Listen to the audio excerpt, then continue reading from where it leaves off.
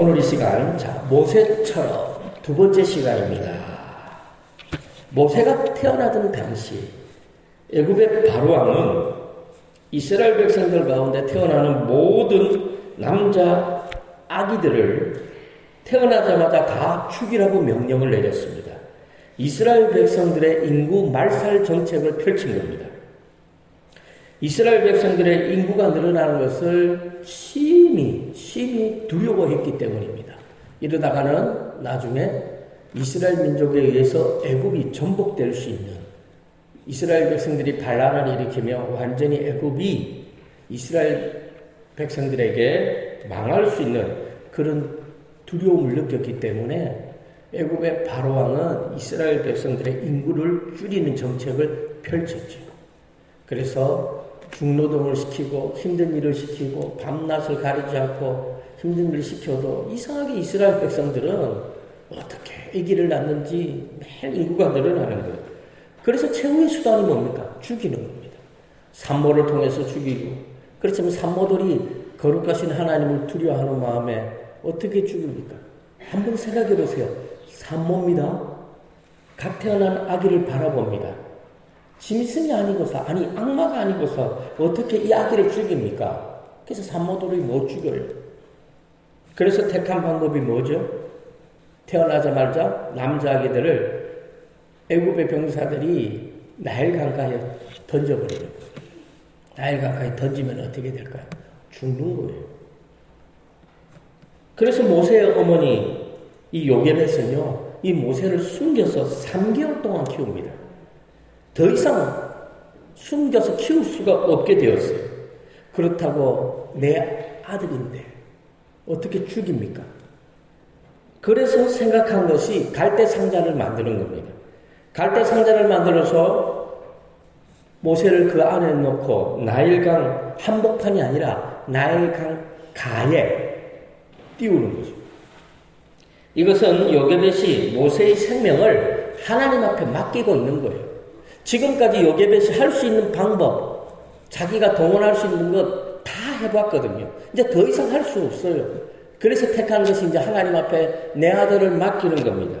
전적으로 하나님을 의지하고 하나님을 믿기 때문에 할 수 있는 행동이었어요. 그러자 하나님이 일하시기 시작하셨어요. 하나님이 일을 하기 시작하자 바로왕의 공주가 나일강 가로 목욕을 하러 왔습니다. 나일 강가에 누가 있죠? 갈대 상자에 있는 아기 모세가 있죠. 공주는 이 아기 모세를 본 거예요. 처음에는 갈대 상자라고 봤겠죠. 갈대 상자 속에서 우는 아기의 울음소리를 들은 겁니다. 이 공주가 누구냐면 애굽의 바로왕 투트모스 1세의 딸이었어요. 그 이름은 하셉수트 공주입니다. 그런데 이 투트모스 1세에게 아들이 없었어요. 하셉수트 공주 딸 하나만 있었어요. 그래서 투트모스 1세는 이제 나이가 들어서 임종 직전에 이 하셉수트의 남편 사위가 되겠죠. 사위에게 왕위를 물려줍니다. 그 사위가 투트모스 2세가 되는 거예요. 그런데 안타깝게도 이 하셉수트 공주 왕비잖아요. 투트모스 2세 사이에서 아기가 없습니다. 아이를 낳지 못합니다. 그러자 남편 투트모스 2세는 후궁을 들여가지고 아들을 낳았어요. 그러니까 하셉수트 공주 입장에서는 이 남편 투트모스 2세가 야속하고 원망스러울 수밖에 없었지요. 배신감까지 들었습니다. 그런데 바로 그때 나일 강가에 목욕하러 갔던 이 하셉수트 공주가 갈대 상자에 담겨있는 아기 모세를 발견한 겁니다. 이때 하셉수트 공주가 어떤 생각을 했겠어요? 나일강의 신이 나에게, 아들이 없는 나에게 아들을 점지해 주었다, 이런 생각을 하는 거죠. 특히 우상을 섬기고 미신을 숭배하는 사람들은요, 우연의 일치를 그냥 넘어가지 않아요. 그래서 이 아들은 나일강의 신이 나에게 점지해 준 아들이다, 이 생각을 하는 겁니다. 그래서 하셉수트 공주는 그 아기가 히브리 사람의 아기든 애굽 사람의 아기든 그건 상관이 없어요. 중요한 게 뭡니까? 나는 아들이 없어요. 아들이 없어서 온갖 서름을 당하고 있었는데 나일강의 신이 나에게 아들을 점지해 주었다니까요. 이 사실이 더 중요한 거예요. 그래서 하셉수트 공주는 이 아기를 내 아들 삼기로 작정합니다. 사랑하는 성도 여러분, 우리는 이것을 뭐라고 말합니까? 하나님의 섭리라고 말합니다. 믿지 않는 사람들은 우연의 일치라고 말하겠죠. 그러나 이 세상에는 우연이 없잖아요. 하다못해 길을 가다가 땅바닥에 떨어져 있는 500원짜리 하나를 주셨다면 이게 우연인가요? 누군가가 500원짜리 하나 떨었기 때문에 내가 주신 것이지 절대 우연은 없어요. 이 모든 것이 하나님의 섭리고 너무나 자연스러운 하나님의 계획이었습니다. 하나님은 하셉수트 공주를 통해서 이 모세를 구원하신 거예요. 그런데 모세를 구원하신 하나님이 바로 우리의 하나님, 저와 성도님들의 하나님입니다. 우리도 모세처럼 힘들고 어려운 순간이 있을 겁니다. 절대절명의 순간이 다가올 때가 있어요. 그럴 때 하나님을 바라보시기 바랍니다. 하나님의 섭리 가운데 우리는 하나님의 은혜를, 하나님의 구원하심을 체험할 수 있습니다. 그래서 우리 하나님은 신실하신 하나님, 우리 하나님은 절대로 우리를 실망시키지 않는 하나님입니다. 그래서 저와 성도님의 삶은 오로지 하나님의 뜻을 이루는데 하나님의 의를 이루기 위해서 살아갈 수 있기를 바랍니다. 사랑하는 성도 여러분, 하나님은 모세를 하셉수트 공주의 양아들로 삼게 하셨어요. 하셉수트 공주에게 이 모세가 어떤 아들입니까? 그 갓난아기를 보면요 까무러치지요. 요즘에 저도 가끔 가다가 유튜브를 통해서 애기들을 봐요. 애기들이 진짜 어떻게 말로 표현하지 못할 정도로 이쁘고 귀엽고 앙증맞다고 그럴까요? 진짜 온갖 미사여구를 다 사용하고 싶을 정도로 그 아기들의 모습은 감동을 시켜요. 내 아들도 아니잖아요. 유튜브 속에서 비춰지는 그 아들인데.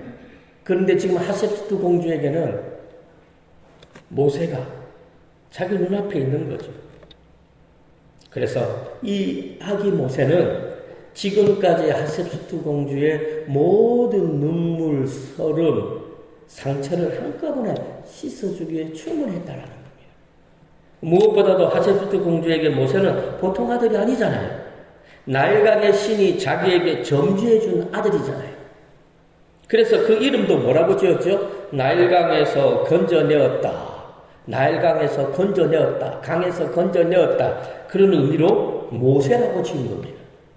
그러므로 모세는 하셉수트 공주의 모든 것이었어요. 하셉수트 공주가 살아가는 이유가 되어버렸죠. 그런데 하나님의 섭리가 신비한 것은 이 모세를 누가 키웁니까? 누가 젖을 먹여서 키우나요?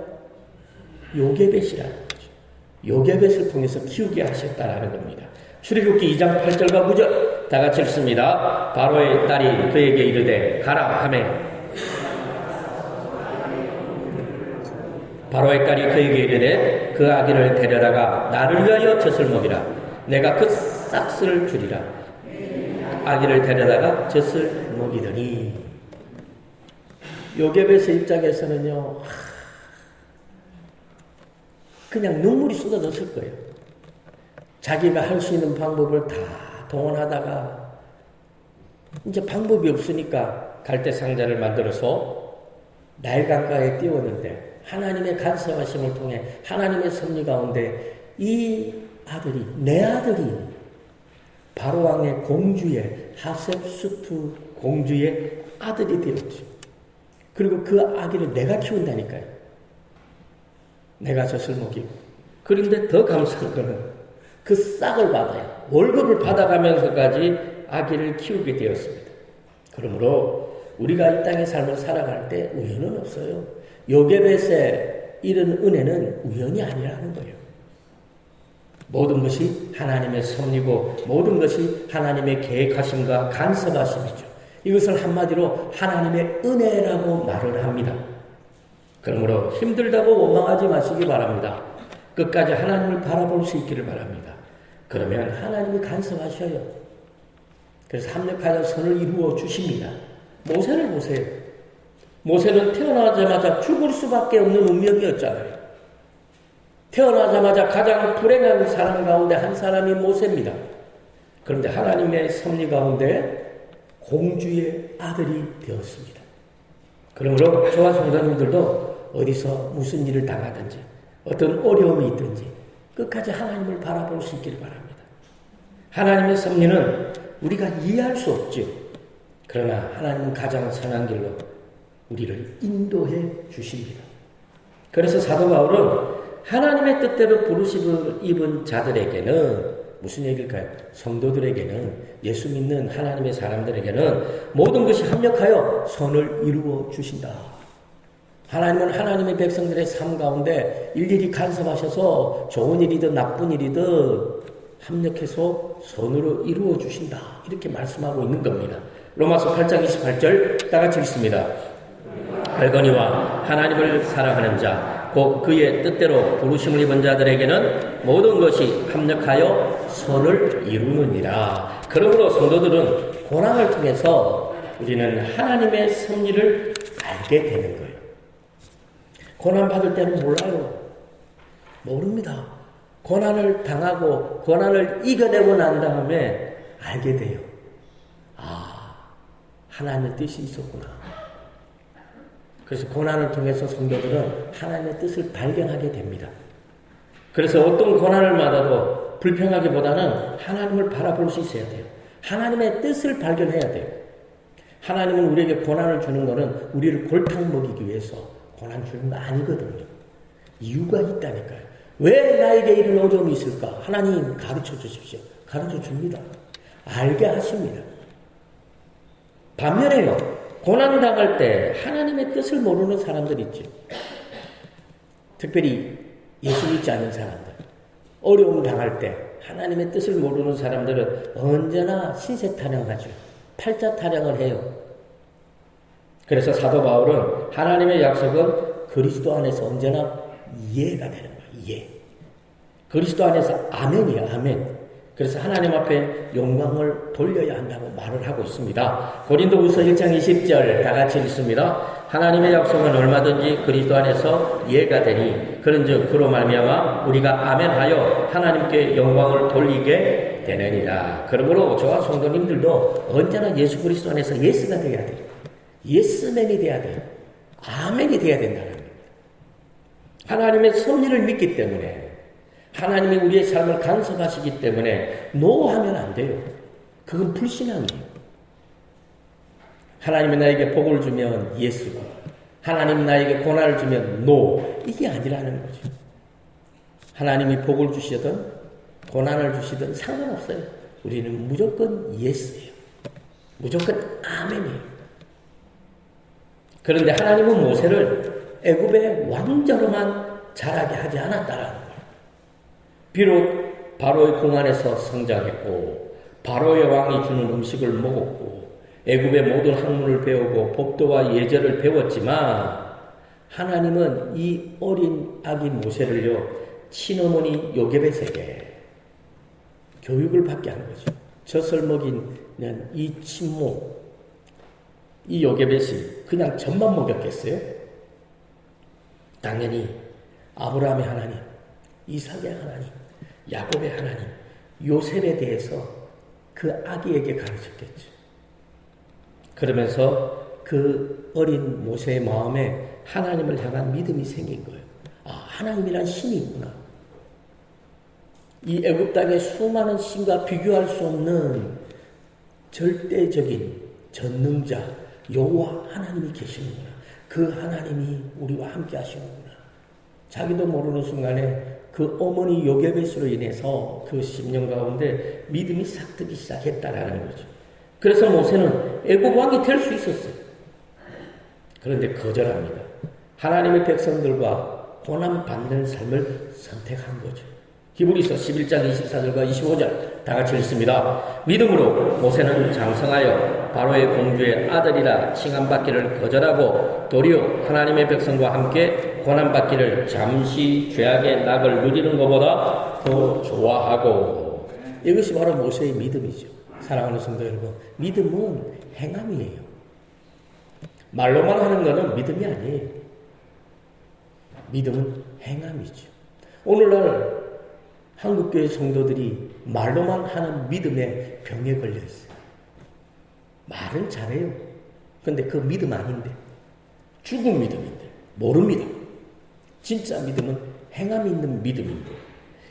그래서 모세는 어떻게 해요? 왕이 될 수 있었다니까요. 근데 하나님을 믿기 때문에, 자기는 하나님의 백성이기 때문에 애국 백성으로서의 삶을 포기한 거예요. 애국의 왕으로서의 삶을 포기한 거죠. 이것이 바로 모세의 행함이 있는 믿음이죠. 모세는 어릴 적부터 그 어머니 요게벳에게 신앙교육을 받은 거예요. 그래서 하나님을 향한 믿음이 생겨난 겁니다. 그래서 모세는 바로의 공주의 아들이라 칭함받기를 거절했어요. 하나님의 백성과 함께 고난받는 삶을 선택했다는 겁니다. 그런데 오늘 본문 말씀에 보니까 모세의 인간적인 부분이 나타납니다. 지나친 민족주의에 사로잡힌 모세. 자신이 히브리 민족이라는 사실을 알게 되니까 어느 순간에 히브리 민족 편에 서게 되는 거죠.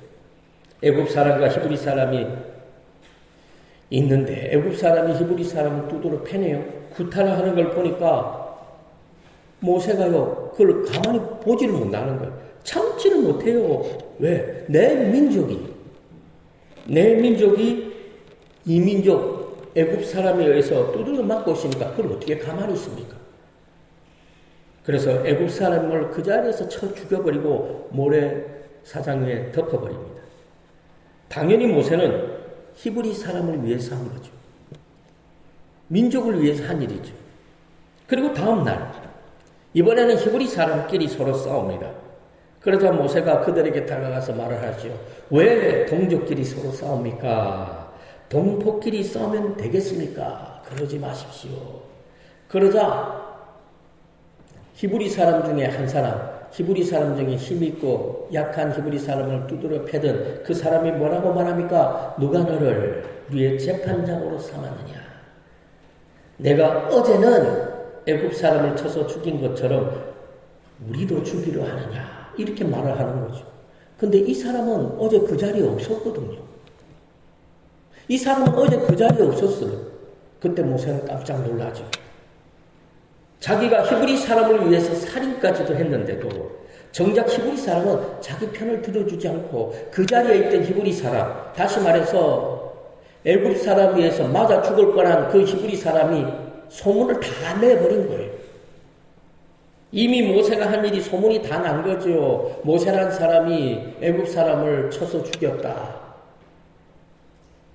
그러면 바로 왕이 모르겠습니까?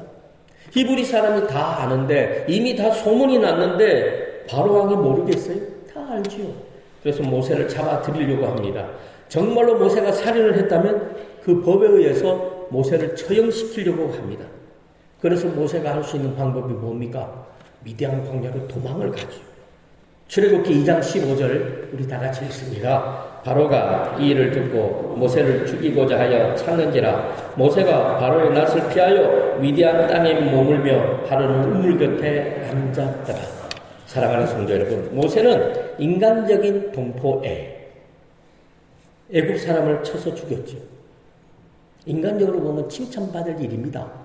특히 우리 민족은 그런 의지가 강해요. 이 한반도 안에 살 때는 서로 막 싸우지요. 외국에 나가면 달라져요. 애국자가 되고요.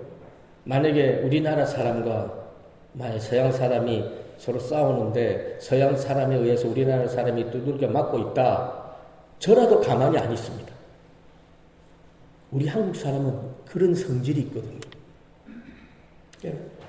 그런데 이것을 성경은 뭐라 하느냐? 인간적인 동포애라고 말해야죠.